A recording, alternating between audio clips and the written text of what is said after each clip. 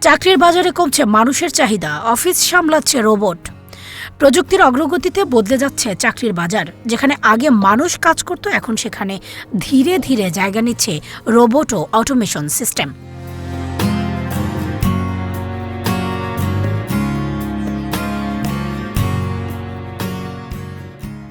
বিশ্বজুড়ে কৃত্রিম বুদ্ধিমত্তা, এআই এবং রোবোটিক্সের দ্রুত উন্নতির ফলে অফিস ও শিল্প খাতে মানুষের কাজের চাহিদা কমে যাচ্ছে।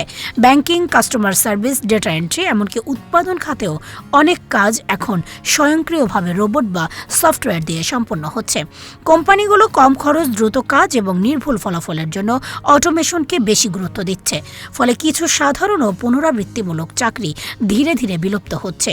তবে বিশেষজ্ঞরা বলছেন, সব চাকরি হারিয়ে যাচ্ছে না, বরং নতুন ধরনের চাকরি তৈরি হচ্ছে, যেমন AI management, data analysis, robotic engineering ও সাইবার সিকিউরিটি।